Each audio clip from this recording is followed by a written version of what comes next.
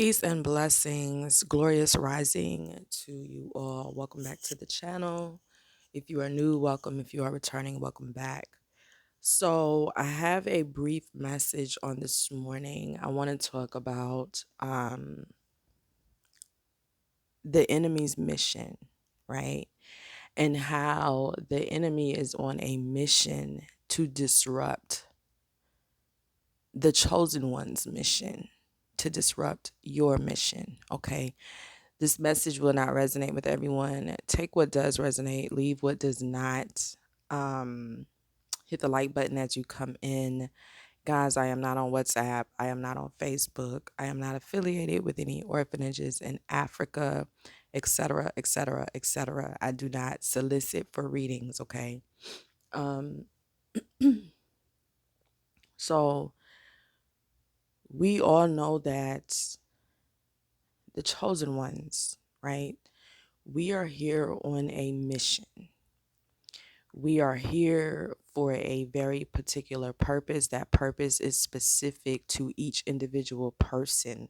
Your mission isn't going to look like my mission. My mission isn't going to look like the mission of the person to the left or the right of me. Okay. But we are all simultaneously on this great mission, a divine mission, a very important mission. And the enemy seeks to disrupt that.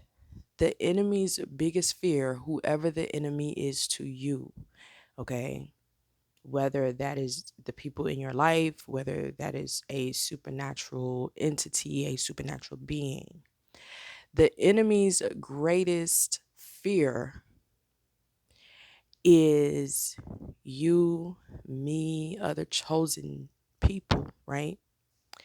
Coming into the realization of who we really are as spiritual beings, coming into the realization of the true power that you walk with, coming into the realization of what your true purpose is, because the enemy does not want you to materialize this thing in your life, right? The enemy is threatened by God's chosen people. Okay. So you're a threat to the enemy. All right. Your work, your mission, and your purpose are great, great threats to the work of the enemy. And so the enemy will come to steal, kill, and destroy, to disrupt your peace. The enemy will create distractions in your life so that you're so focused on the distraction that you're not focused on your purpose. You're not focused on your mission, your divine mission. You're not focused on evolving and healing and growing and becoming a better version of yourself so that you can walk this thing out. The enemy wants you so wrapped up and focused on BS, okay? And because the enemy can't really do anything directly to you, but can cause you to harm self, to, you know, be a blockage to self or cause you to delay self. This is where like intrusive thoughts come in. This is where like the mind is the battlefield. That's why it is so important in warfare to guard the mind. If the enemy can get into your mind, if the enemy can attack your mind, the enemy has you.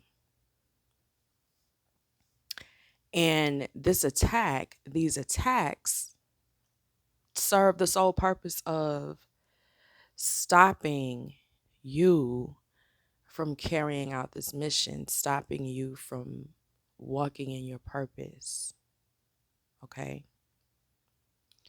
And so the trick is to recognize these distractions, to recognize these tricks of the enemy, right? When you begin to have a negative thought, an intrusive thought, thoughts of self doubt, okay? Because let's be real, you can recognize the voice of your higher power, your higher source, the voice of spirit is very different from that of the enemy, okay? And when you recognize these intrusive thoughts, these tricks of the enemy, it is very important that you replace these thoughts with a positive one, okay? So when the enemy tells you one thing about yourself, the key is to recognize, well, what did God say about you, right? And you defeat the lies of the enemy with truth. Okay, because the enemy isn't coming in with truth. The enemy is only coming in with lies. All right.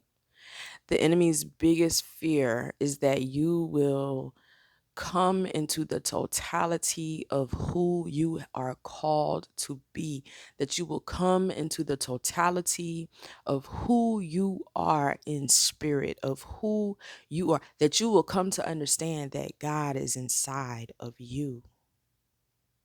That's what the enemy doesn't want you to realize. The enemy doesn't want you to realize your gifts, your talents, your abilities, your power.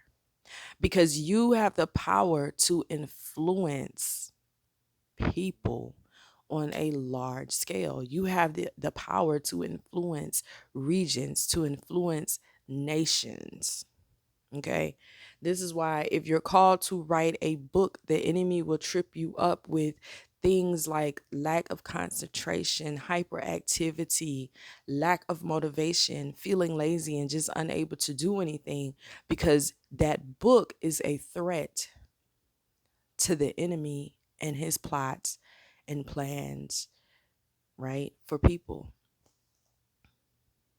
Even again, if this is an enemy that is directly in your life, you writing a book on how to heal people is a threat. This is why you write the book anyway. This is why you start the podcast anyway. Right? This is why you start the wellness business anyway. Because if I'm talking to you, you were sent here to heal humanity in some way, shape, or form. Sometimes healing comes via coaching, through mentorship, mentoring, right? But the enemy doesn't want you to see yourself, and people don't want you to see yourself as God sees you. And so this is why they will continually throw your past in your face. They will continually try to remind you of who you once were and the things that you once did, because they do not want to see you at this level where you are affecting change in the lives of people. But you have to be strong enough, courageous enough to overcome this. You have to be courageous enough, determined enough to do it anyway, to do it in spite of, despite of. You understand? We have to do it anyway because this is the mission. Okay? This is the mission. And when you begin to see inside of you what other people see inside of you, when you begin to see yourself how others see you,